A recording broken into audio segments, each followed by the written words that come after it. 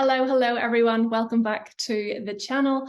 I thought I would pop on again today and share another tip that I find very useful and I also share in many of my healings.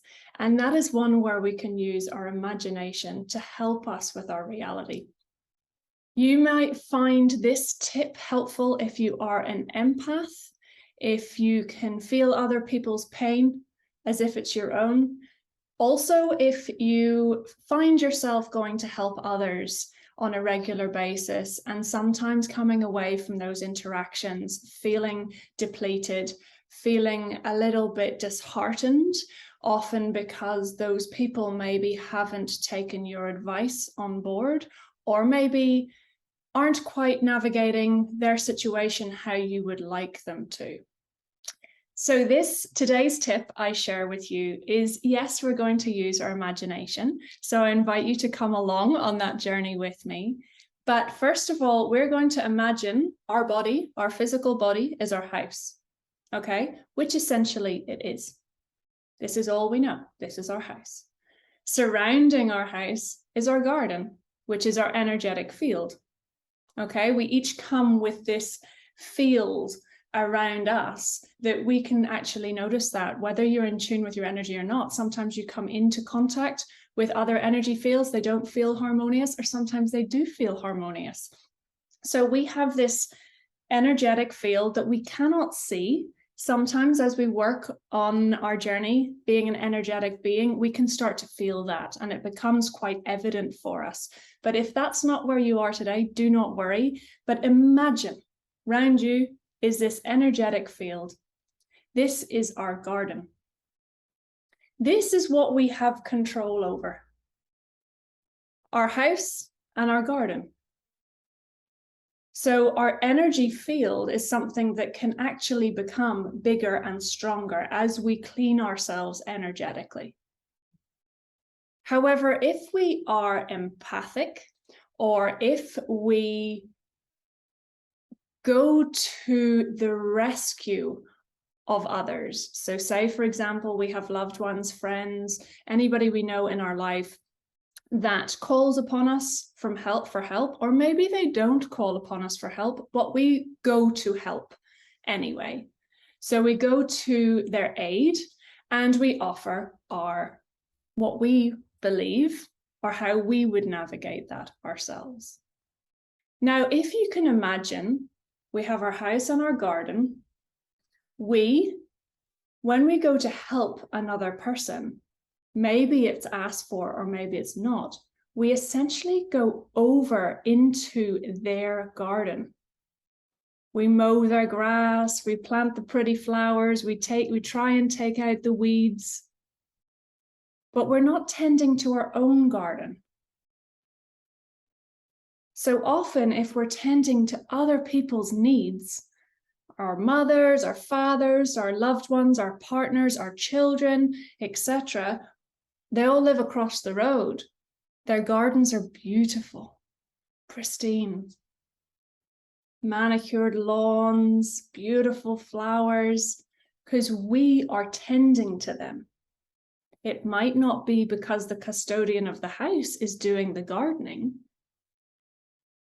but we are tending to it. That's us in the role of rescuer. I need your help. Okay, I'll be there. I'm there, I'm doing all the work. And then we find ourselves depleted. And more often than not, we come home and our garden is overgrown. The weeds are there, staring at us in the face. The grass is a mile high. And we look across the road and we can see how beautiful that garden is. Wouldn't it be nice to have that garden? It looks peaceful over there. It looks inviting over there. But we sit in our house looking out at our garden and it's a bit wild. And what's often the case as well, when we're tending to other people's gardens, it's not appreciated how we wish it was appreciated. Our hard work, planting all those hedgerows and planting the beautiful flowers, We put our whole effort into it to make it look good. But the custodian of the house may not even pass comment on the effort we are going to help them. And that can throw us into that place of disheartenment. We feel we're not appreciated, which can often take us into victim if we're not conscious. Can often take us into that place of resentment even. Can't they see what I'm doing for them? Can't they see the effort that I'm putting in to help them? So we need to reverse this process. We need to reverse it because this is all we have control over, is our house and our garden. We need to start tending to our lawns, our flower beds to make sure the weeds aren't out of control. We need to make sure that this garden and this house becomes our sanctuary. Because just the same, if you walk down a street and you saw the most beautiful of gardens, beautiful of house, you'd look and go, doesn't that look amazing? That's what happens to us as physical beings. As we tend to our lawns, to our garden, to our house, that's exactly that radiance that I've spoken about in a previous video. That's what you can see in someone when they're actively taking their own weeds out. So we need to bring ourselves back into our perimeter, into our field. This is all we have control over. And say, for example, somebody does ask for help, or you notice, oh, somebody's in pain or somebody's in discomfort, they need me. All we can do is go up to the perimeter of our garden fence. This is where we can go. We don't need to go into their garden. They need to come to you and meet you at the garden fence. That's how that person can help themselves out of the situation in which they're faced. We absolutely can go to the garden fence and say, here, I'm here. But we don't need to go into their field. We don't need to start to put our ideas of this flower bed here or this is how you should do it. They need to work out how to do it themselves, what they want, what feels good for them. And the meeting place is at the garden fence.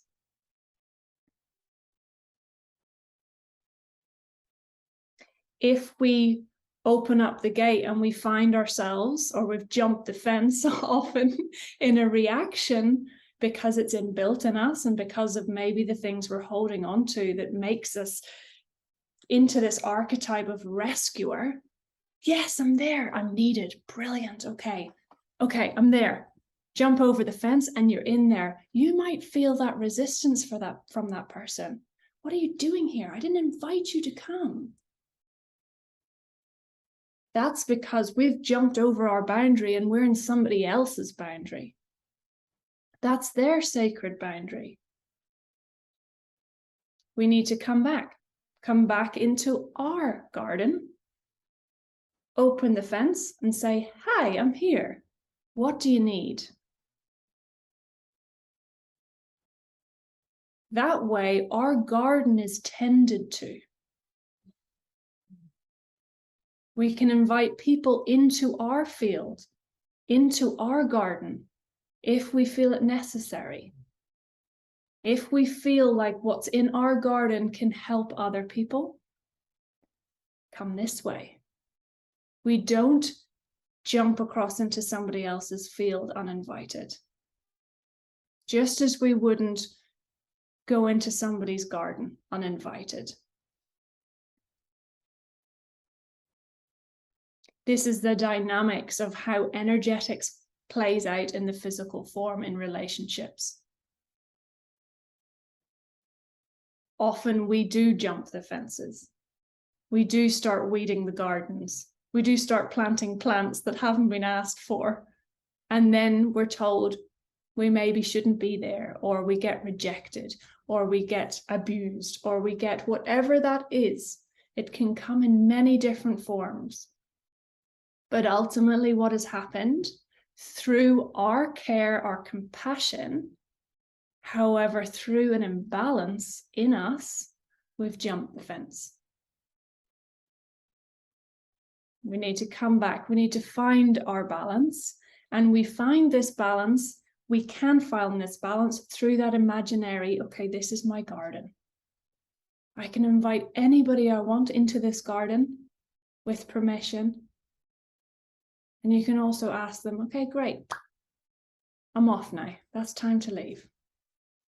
These are your boundaries, our personal boundaries that help us become well. Because if we don't have boundaries, we get walked all over. And that's not because of the other person. That's because we allow it to happen. We're choosing to not have boundaries. We're choosing to put ourselves into that situation. Each of us needs to have a garden. That's our boundary.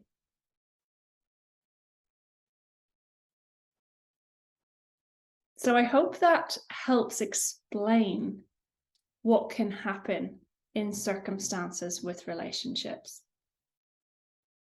So as you go through today, recognize, no, I'm going up to my garden fence, the perimeter of my fence. That's where I go. If I'm invited into somebody else's perimeter, you come with your garden. Your garden is your boundary. You don't leave your boundary. Don't leave your boundary behind as you walk into somebody else's field. Your field and their field merge. The gardens nearly become one. The fences come down. But you don't leave your boundary behind, depending on whose garden you're in. It can come in so many different ways.